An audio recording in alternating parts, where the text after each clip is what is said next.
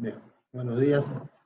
Vamos a terminar entonces el desarrollo de este módulo con la sesión número 4, el cual va a estar orientada a verificar la aplicación ya en casos especiales, ¿no es cierto?, del derecho de familia. Hemos visto ya la mediación de manera general, el procedimiento que se utiliza en la mediación familiar propiamente dicha, y ahora vamos a verificar los temas más concretos, ¿no es cierto?, los casos, si se quiere, en los cuales se verifica la aplicación de este tema de la mediación dentro de los conflictos que se puedan suscitar en el derecho de familia.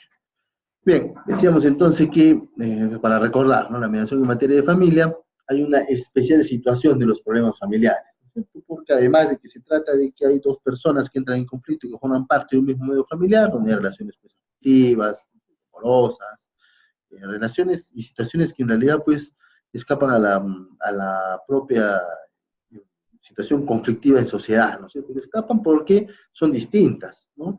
El que yo pueda tener una discrepancia con un amigo, con una persona que quizás no conozco porque de repente es ámbito laboral o las relaciones comerciales que se den, es realmente un ámbito distinto a que lo tenga con un familiar. Decíamos siempre durante el desarrollo del módulo, el hecho de que hay un problema dentro de la familia conlleva que después de ese problema, que va a trascender a una solución, siempre va a terminar y continuar la relación familiar. Siempre va a ser mi papá, siempre va a ser mi esposa, siempre va a ser mis hijos, eso es lo que se trata. El principio de protección a la familia, que por lo demás hemos visto tiene un ámbito de protección desde la propia Constitución del Estado peruano. Entonces, esta situación de que se trata de integrantes del mismo familiar, reiteramos, conlleva una especialidad concreta del mediador. Y además habíamos verificado que quizás esté en posibilidad mayor de lograr este tipo de mediación del derecho de familia un educador social, un asistente social, ¿no?, un psicólogo especializado en temas de familia, en mayor posibilidad porque su propia especialidad, ¿no es cierto?, hace que se despercure un poco del ámbito jurídico. Muchas veces, decíamos, recordarán ustedes en las sesiones anteriores, que tiene una visión más legalista, más formalista, más adversarial del asunto, en quién tiene la razón. Eso es lo que un poco tratamos de despercudir en el ámbito de la mediación.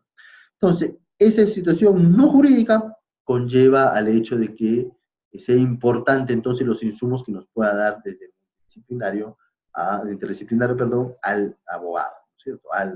Eso en un proceso judicial es mayor aún, ¿no? Los insumos, habíamos dicho, son absolutamente básicos y necesarios. Y partimos ahí también de una premisa muy importante, ¿no?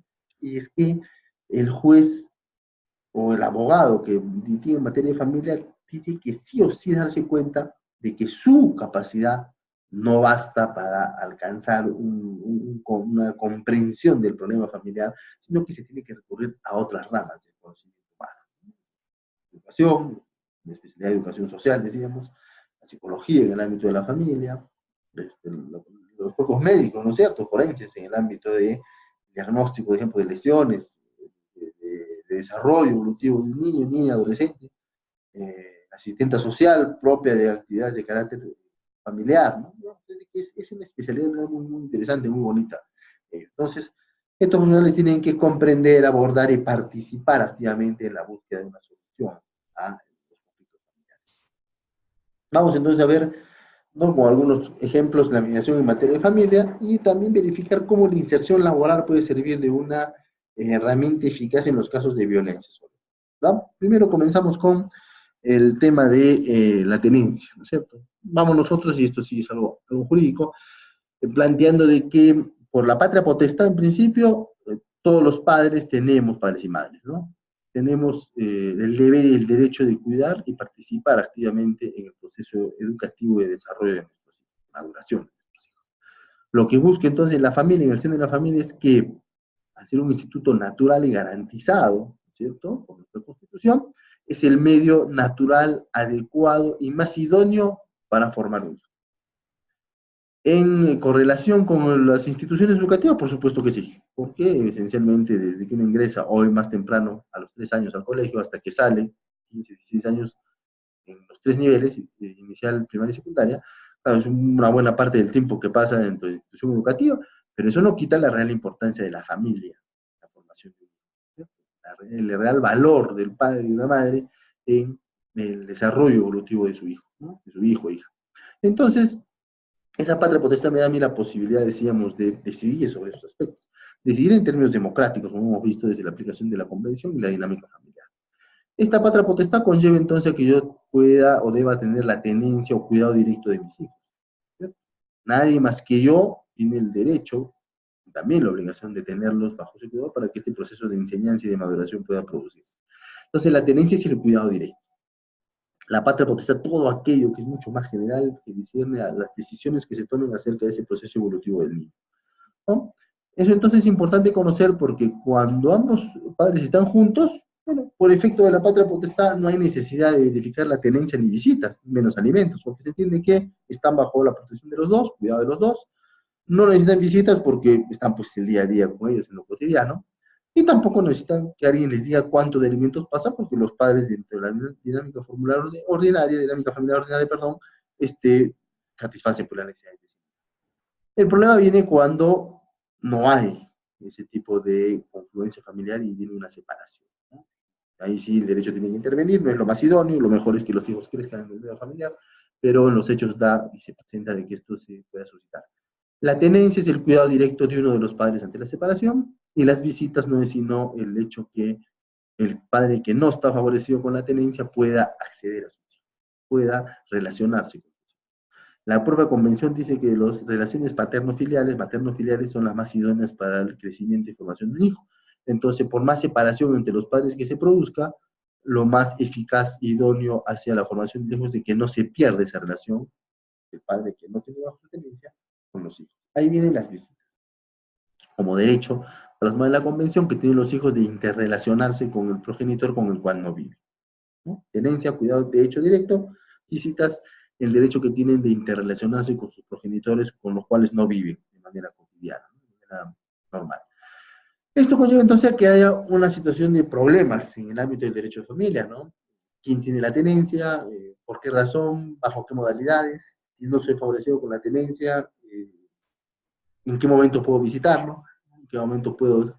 Y esto se ha ido compenetrando porque antes se entendía que las tenencias eran para que esté prácticamente los 7 días de la semana con el progenitor que ejerce la tenencia. Y las visitas no eran sino lo que normalmente y de manera coloquial uno hace es visita, ¿no? Voy a tu casa, te visito 2 o 3 horas y me voy. Pero eso iba variando con el tiempo, ¿no? De pronto las visitas pueden ser también fuera del hogar materno. Te visito y de modo tal que, si es el derecho a interrelacionarse con el padre, no solamente ir a visitar tu casa, ¿no? Si es el derecho a interrelacionarte, pues es evidente que también puede haber una salida del hogar materno. Vamos al cine, vamos a comer algo, vamos a comprarte ropa. Vamos a que además en ese periodo de visitas compartas con la familia del padre que no ejerce la visita, ¿no? Si la mamá tiene que no ejerce la tenencia, perdón. Si la mamá tiene la tenencia y el papá es el que visita, uno pues puede ir un domingo, sacarla del hogar materno y llevarla donde los abuelos paternos, de los tíos paternos, de sus primos. La idea es que no pierda relación con la familia del progenitor que está pues restringido con la tenencia, se entiende porque ha habido un acuerdo, porque también se está decidiendo la misma. Entonces, estas situaciones conllevan, decíamos, a que puede haber pues problemas, ¿no? ¿Cuándo te dejo visitar? ¿Cuánto tiempo? ¿En qué lugares? ¿Cierto? ¿Bajo qué condiciones? ¿Por qué la mamá tiene la tenencia y el papá también quiere alguna seguridad? Es que esto ha ido complejizándose, peor aún cuando en un mundo tan globalizado como el que nosotros vivimos, incluso hay salidas al extranjero, ¿cierto? La mamá quiere pasar vacaciones con sus hijos y ha planificado pues unas vacaciones, qué sé yo, en Colombia, Venezuela, Ecuador, México, ¿no? Un país fuera. Tiene que sacarlos del país. ¿Qué tiene que haber? Autorización del padre, a veces se niega, es como termina conflictualizando.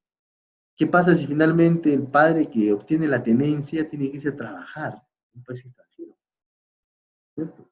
Con una buena oportunidad laboral, ¿los puede sacar? Inmediatamente conlleva que sea el otro padre el que tenga que asumir la tenencia. ¿Qué pasa si no puede? ¿Se lo podemos dar una de las abuelas? Es como complejiza, ¿no? Entonces, en cuanto a tenencias, efectivamente ver la situación en la cual un hijo va a estar bajo cuidado de hecho directo de uno de los progenitores ante el embarazo. Y aquí de lo que se trata es principio de interés superior del niño, ¿no? Lo mejor para él. ¿Qué es lo mejor para él y qué padre garantiza que ese cuidado de hecho que va a tener bajo la tenencia es lo mejor para él? Miren cómo el padre pasa entonces ahora a ser un garante de lo mejor para el niño, interés superior. reiteramos, no caprichos del niño, lo mejor para el niño. Y también dentro de la tenencia, ¿qué padre garantiza que aun cuando lo tenga bajo su tutela, bajo su tuición, bajo su cuidado, va a permitir que el otro lo visite o que el hijo se interrelacione con el otro progenitor? Esos son los criterios para la tenencia. Y ustedes todo lo que aborde entonces una mediación en el ámbito del derecho de familia en cuanto a la pretensión de tenencia. Respecto a las visitas, vemos nosotros el hecho que hay que, decíamos, dejar que se interrelacione, ¿no? Y entonces la mediación va a venir otra vez, que es lo mejor para ese niño, ¿cierto? ¿Cómo es que entonces vamos nosotros a determinar que lo mejor para sus visitas es un sábado en la mañana, un sábado en la tarde, o todo el domingo, o de pronto hasta fines de semana, ¿no es cierto? Y se van visitas en ese ámbito. Te lo llevas el viernes saliendo del colegio y regresas a la casa de la madre el domingo en la tarde, para que pueda pues asearse, descansar también, no se trata de sobrepasar los intereses del hijo, ¿cierto? Otra vez va el interés superior. ¿Qué es lo que mejor hace o da beneficios hacia eso? Y ahí tienen que acercarse la posición de las partes. Entender los padres que todo eso está coadyuvando, todo eso está orientando a que el acuerdo sea lo más beneficioso para ellos. Que tiene que haber sacrificios, bueno, pues el hecho que uno asume un compromiso de tener un hijo, lo principal es que hay más obligaciones que derechos.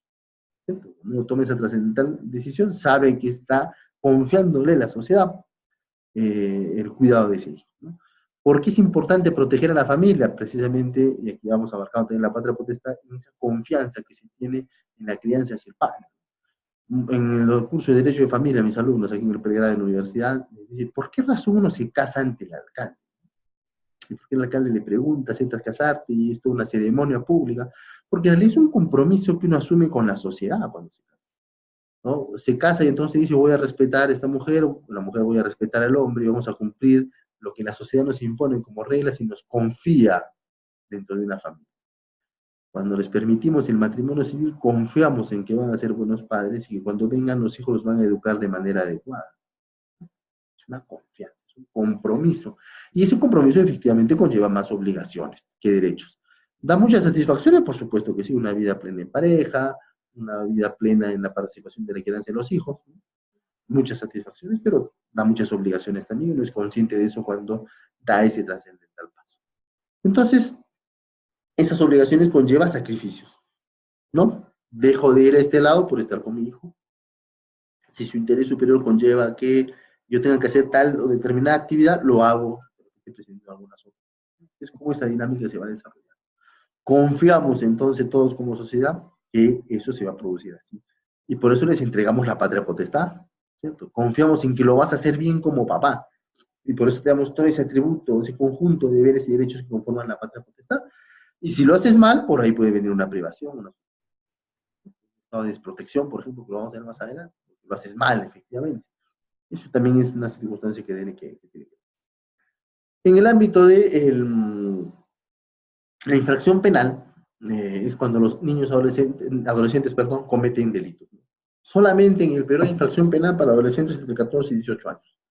Si un niño de 0 a 12 o un adolescente de 12 a 14 años comete una infracción penal, no se lo puede investigar ni sancionar, ¿no? Sino que se va a un procedimiento que es más tutelar, de verificar que algo tiene que estar mal efectivamente en el medio familiar para que ese niño haya cometido esos delitos. Y se interviene, pero no de una manera punitiva, no una manera pues represiva. Entonces, en la infracción penal hay incorporación de la mediación, por lo que hablábamos en la sesión de clase pasada, plasma la justicia restaurativa. La justicia restaurativa lo que dice es vamos a incorporar a la víctima dentro de un procedimiento y puede haber una satisfacción plena que solucione el conflicto de modo tal que este adolescente también comprenda lo ilícito y lo negativo de su actuar y mejore, y la víctima se ve satisfecha. Y obviamos el proceso judicial. Vean ustedes que si esto funciona es una herramienta muy eficaz, lo que hay que cuidar es que funcione, ¿no? Y en la mediación entonces podemos determinar, en aspectos de justicia restaurativa, acuerdos.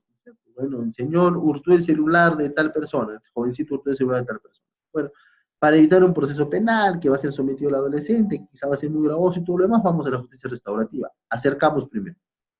Reconoces que hice hurtado, lo perdona usted, el perdón funciona ahí, pues sí, pero tienes que hacerte responsable, ¿no? Si decíamos que la convención trae como innovación que los niños son sujetos de derecho, pues un sujeto de derecho tiene derechos, pero también tiene obligaciones. no solamente soy sujeto de derecho y solamente tengo entonces atribuciones positivas hacia mí, derechos, no, sería un mundo que uno erradamente viviría, ¿no? Sino que también tengo que cumplir obligaciones. Y si me equivoqué, pues me hago responsable del error. Así voy formando adecuadamente a un. Si te equivocaste, pues hazte responsable de eso. Nadie tiene por qué sufrir. Tú ya estás en capacidad de darte cuenta de lo bueno y de lo malo, así que te haces responsable de eso. ¿Cómo se puede hacer responsable? Hay acuerdos que, por ejemplo, podría ser que ese joven, cuidando siempre la dignidad, ¿no? Bueno, pues que vaya, qué sé yo, le lave el auto a esa familia, al cual a la hija o a la esposa le robó el celular, durante 4 fines de semana, que ayude en la limpieza de esa casa, ¿no es cierto? Que de pronto si tienen mascotas, bueno, de repente les puede atender a las mascotas ahí, que se va a dar cuenta que hay algo que tiene que reprochársele y que tiene que hacerse cumplir una obligación por la responsabilidad de esa actividad comunitaria. Miren ustedes que la mediación tiene por objeto acercar las posiciones de las partes y evitamos el proceso. Se entiende que eso va a tener una mayor énfasis cuando rija el Código de Responsabilidad Penal Juvenil, donde las etapas restaurativas están en la primera parte, ¿cierto? Hoy hay, en Arequipa hay el mecanismo restaurativo a nivel del Ministerio Público, como una forma de, antes del proceso, verificar si no se denuncia ante el Poder Judicial. Pero no es obligatorio, ¿no? Aunque en su ejecución, sí, pues el fiscal tiene la potestad de decir vamos a la justicia restaurativa, de frente voy al Poder Judicial.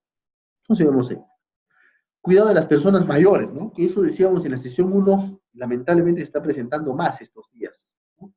Las cuales a veces el abandono de padres, de tíos, abuelos, de personas de la tercera edad que no tienen familiares directos que los puedan cuidar, esposo, esposa, digamos. De pronto sus hijos, pues por las ocupaciones de hoy en mundo tan globalizadas, en que de repente no tengan tiempo de hacerlo, aunque eso siempre habrá tiempo para atender a un padre, ¿cierto?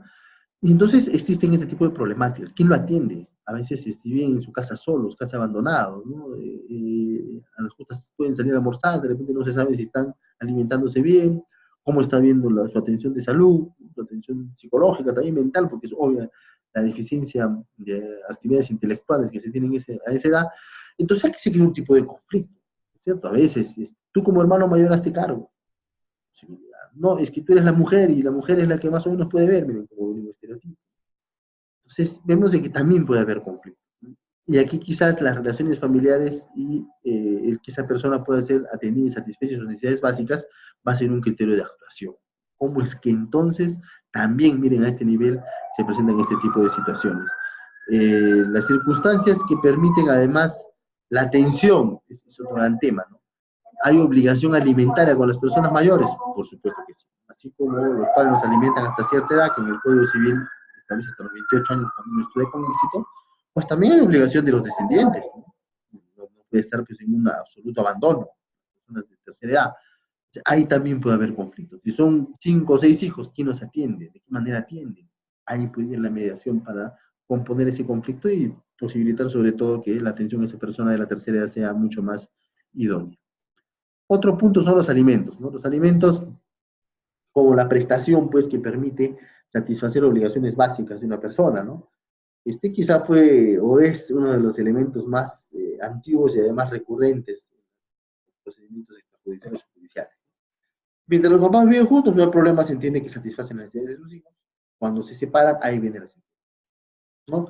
Y ahí viene también el conflicto. ¿Por qué? Porque casi siempre la primera respuesta de la experiencia nos enseña que ante la separación, la mamá lo que dice es, bueno, ahora yo pues voy a sacar lo más que pueda por los animales. Si no necesita mi hijo, yo le saco, porque él gana bien.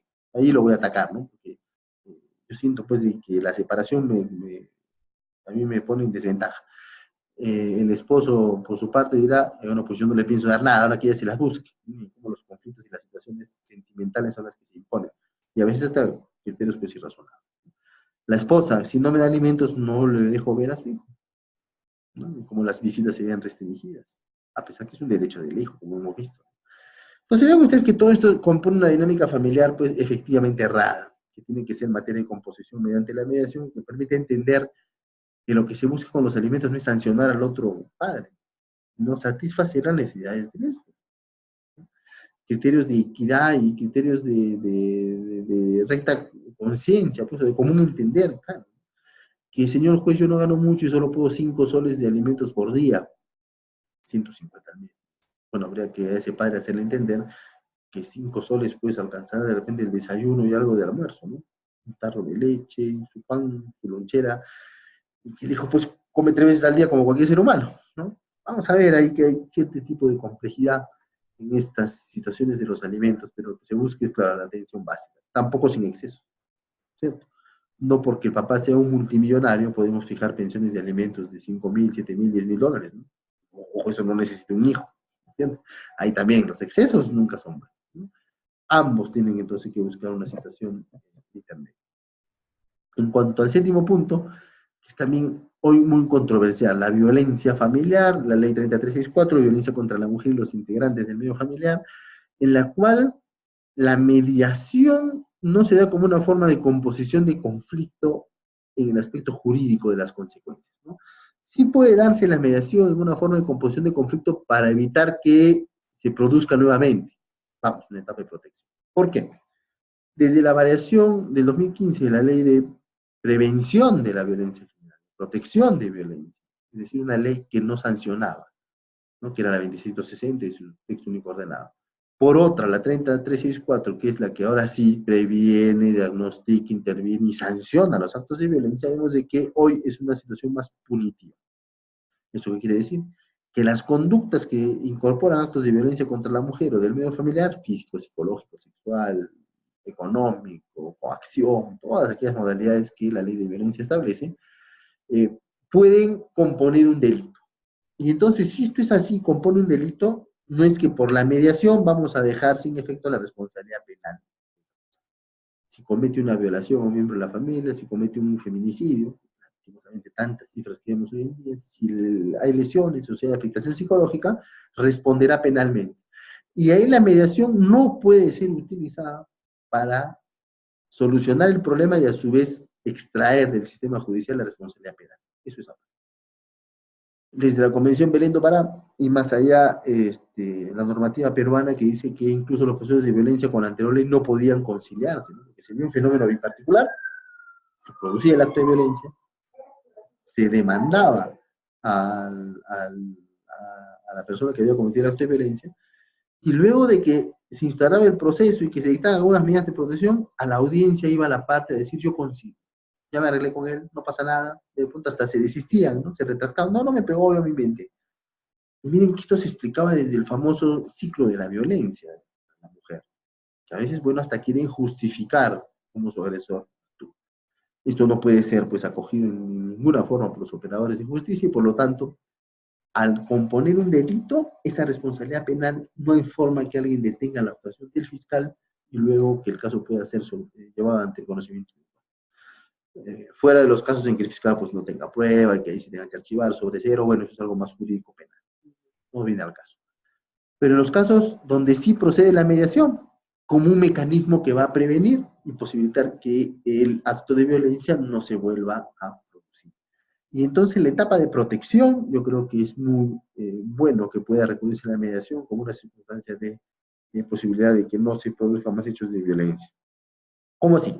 La ley establece que una vez que cualquier autoridad toma conocimiento de un acto de violencia, sea el juzgado, sea la Fiscalía Penal, sea la Fiscalía de Familia, sea una demanda, sea la Policía Nacional, cualquiera, tiene la obligación de poner en conocimiento de las autoridades competentes y estas, en el más breve plazo, diseñan actos de investigación, redactan el acta de valoración de riesgo y ponen en conocimiento del juez de familia. ¿Para qué?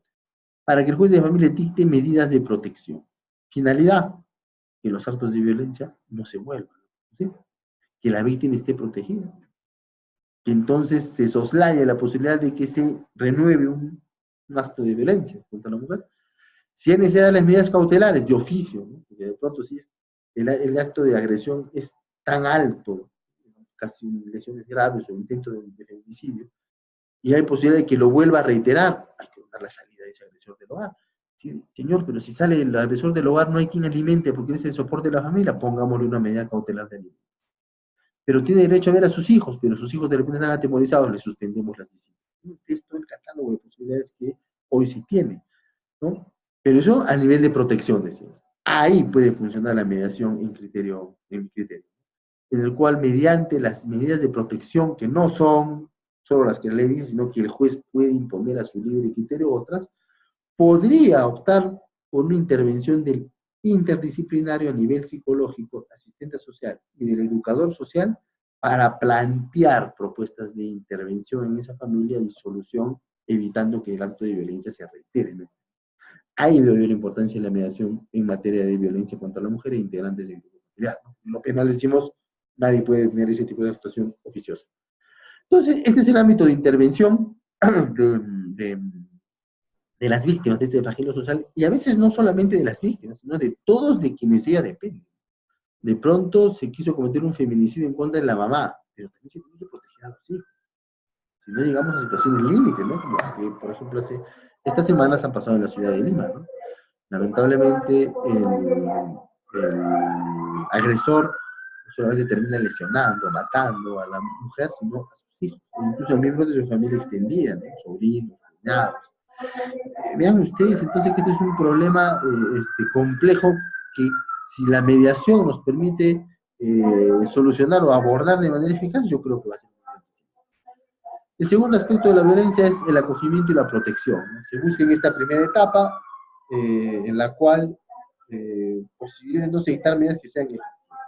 Pero el acogimiento y la protección también puede verse en un ámbito relacionado, aunque no bajo la misma ley de violencia, ¿no?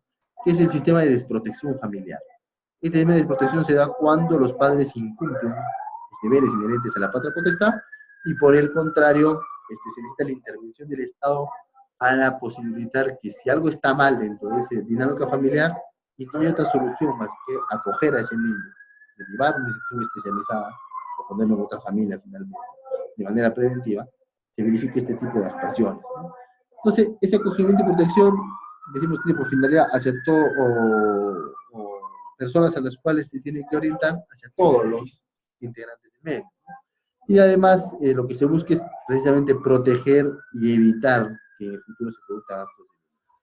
La inserción laboral sí es un mecanismo en el cual se puede dar independencia a las personas víctimas de este flagelo social. Si lo que yo puedo es proteger, apartar al agresor, pero hay una dependencia económica, esa dependencia económica la práctica nos ha mostrado de que muchas veces es el indicio que hace que el agresor regrese a la casa, ¿no? Con la inserción laboral lo que se busca es promover que las víctimas de violencia puedan acceder a un puesto de trabajo previamente capacitadas, por cierto. Habrá empresas o instituciones que tengan programas de acogida de estas personas, con el punto de darles, pues, independencia económica, que es muy importante, con la finalidad de que si el agresor es el que ya no hay forma de cambiarlo, evite pues un retorno con la evidente exposición y vulnerabilidad que encuentran las víctimas de este tema tan complicado, ¿no?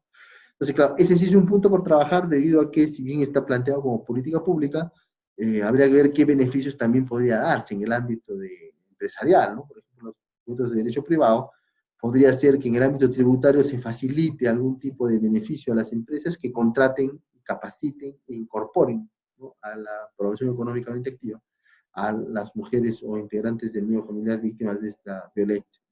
Puede ser una solución que yo sí creo resultaría eficaz hacia la posibilidad de soslayar cualquier eventualidad posterior de violencia, ¿no?